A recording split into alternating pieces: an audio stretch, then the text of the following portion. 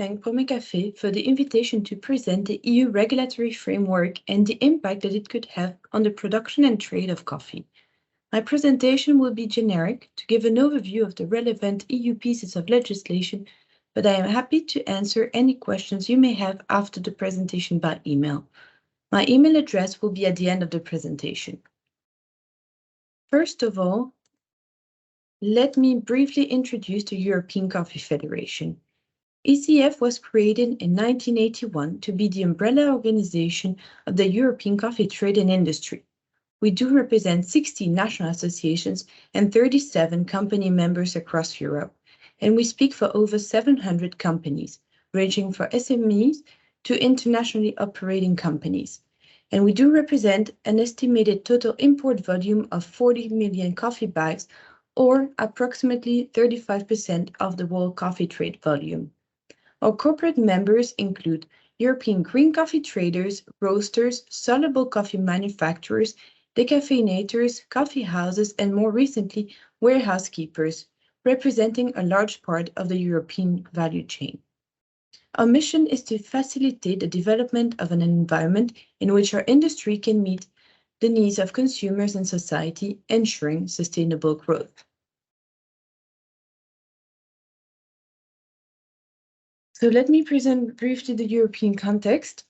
So it already started in 2015 when the United Nations adopted the Sustainable Development Goals, or as we call them, SDGs. They do represent the UN blueprint to achieve a better and more sustainable future for all. In the European Union, a crucial moment was the presentation of the new EU Green Deal for a transition to a climate-neutral economy in December 2019. With this EU Green Deal, it would become the new EU growth strategy and aims to transform the EU into a fair and prosperous society.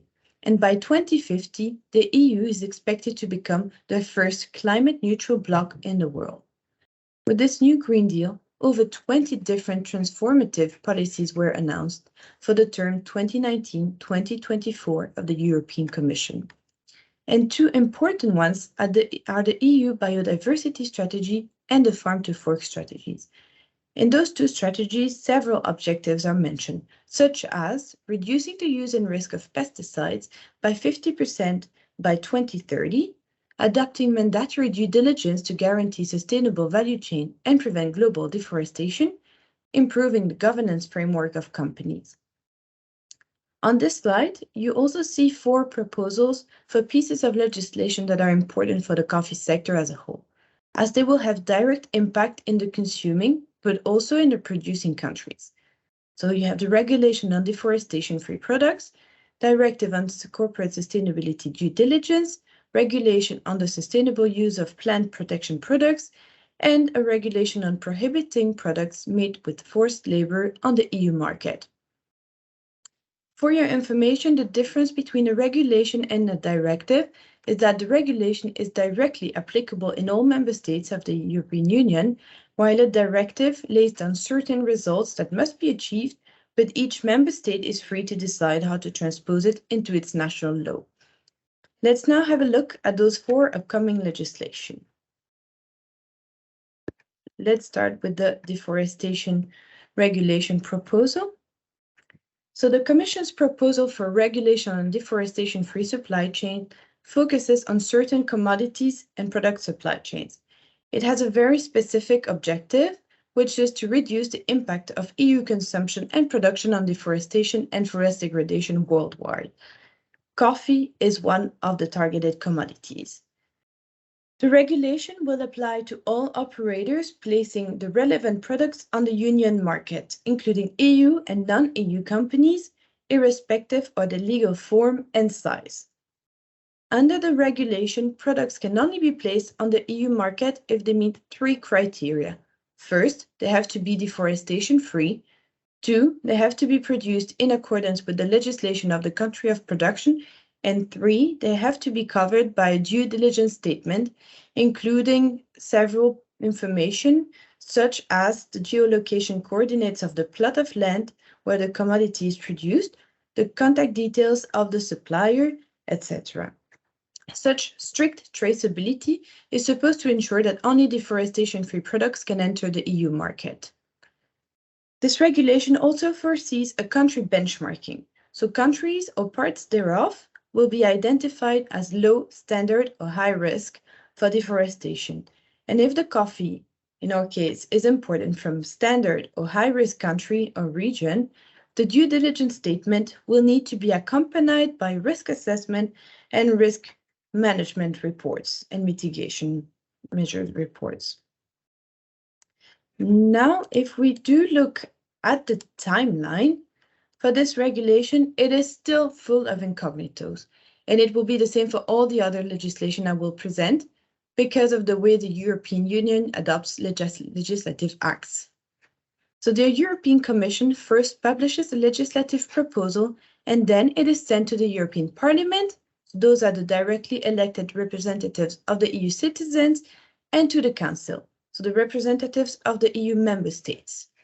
So the Parliament and the Council will suggest modification to the European Commission text, and then they will have to find an agreement on a final version.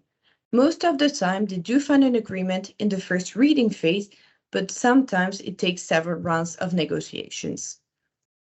So as you can see on the slide, for now, we are in the negotiation phase between the three EU institutions, so the Commission, the Parliament, and the Council. So they're called like trialogue negotiations in order to find a first reading agreements.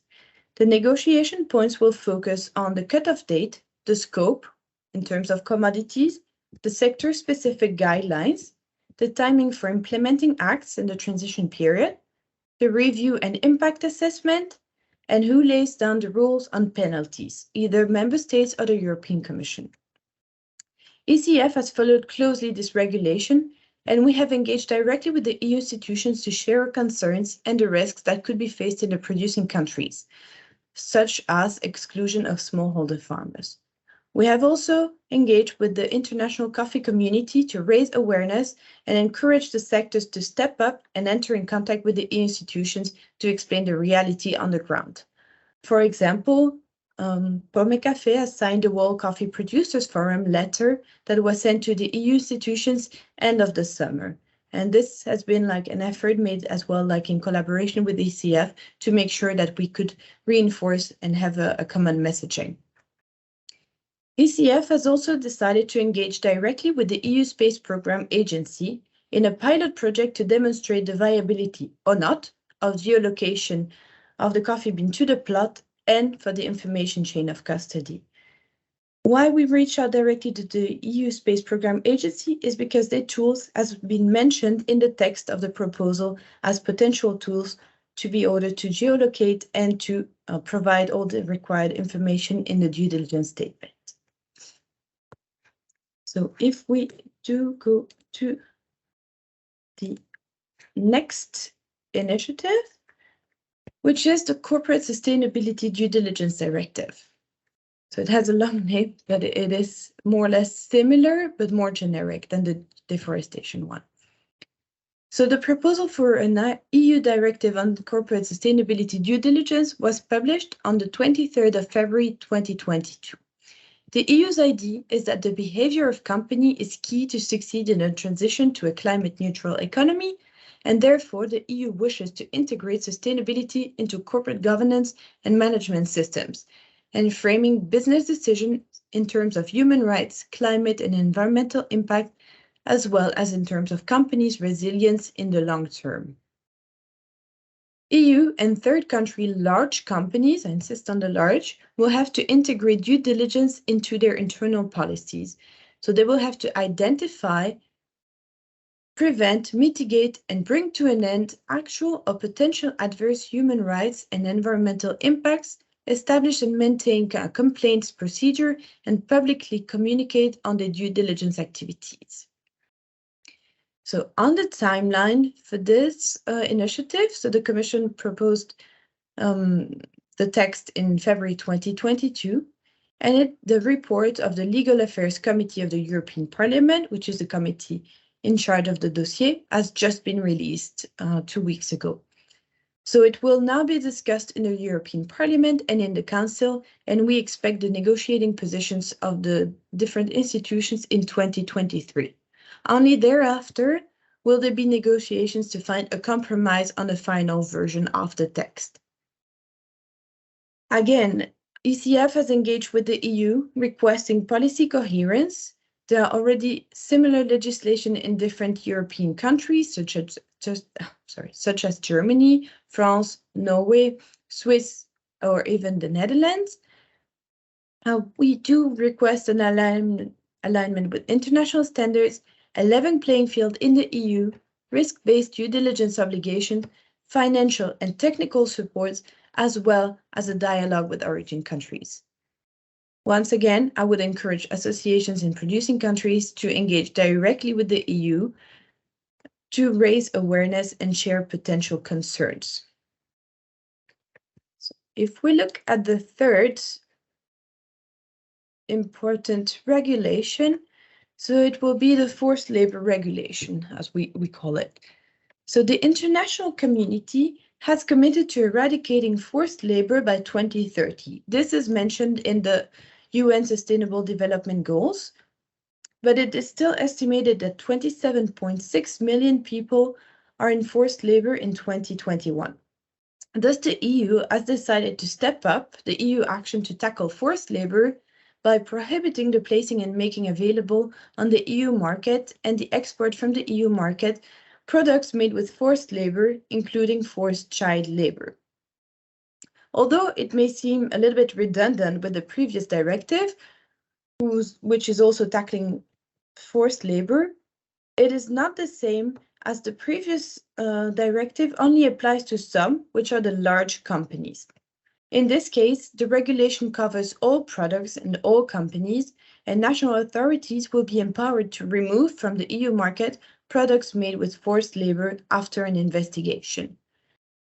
In this regulation, the EU has opted for definitions in line with the definitions of the International Labour Organization, and the idea is that there will be the creation of a database of forced labor risk areas and products within 24 months of the entry into force of the regulation.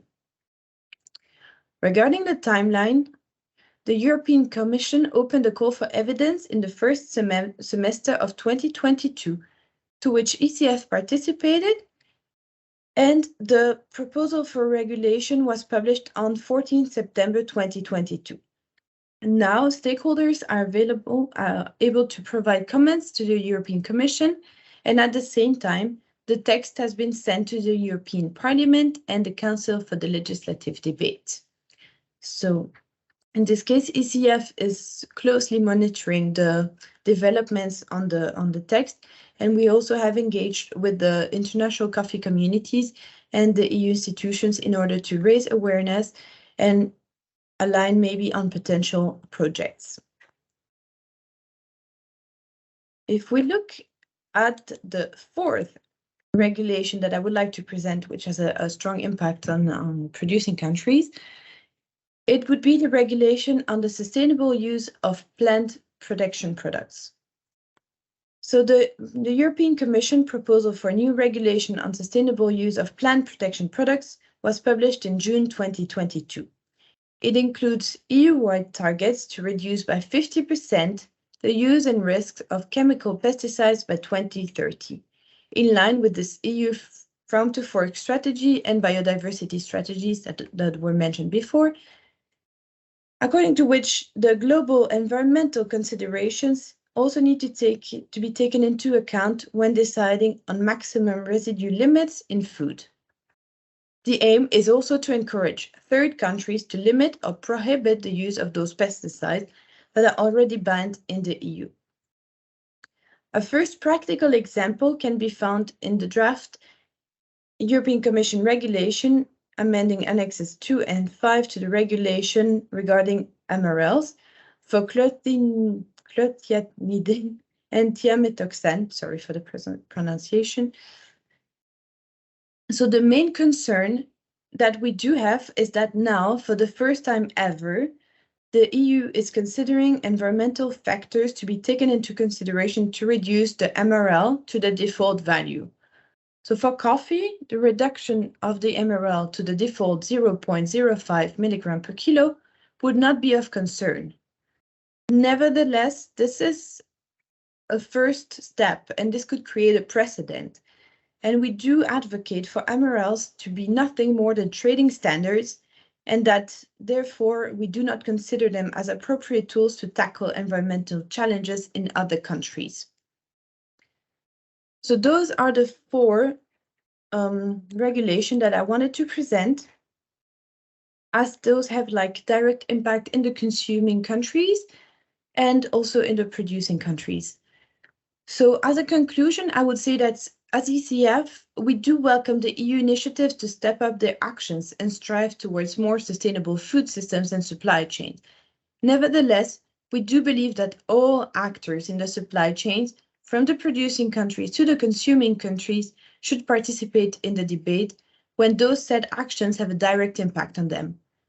As you can see, the Green Deal is a very ambitious program, and we really would encourage you to share your concerns and experience in the available fora that exist. So it could be the International Coffee Organization, the World Coffee Producers Forum, the exporting organizations in your country, your regional and national organizations, coffee associations. Wherever the fora, it's important to really share those concerns and explain what's happening on the ground. So for us, as ECF, we do consider that it's crucial that the whole sector works together in order to achieve sustainable coffee supply chains, but in a way that does not leave anyone behind or excluded from the supply chain. So thank you for your attention, and if you have any question on the regulatory framework of the EU, please feel free to send me an email. Thank you.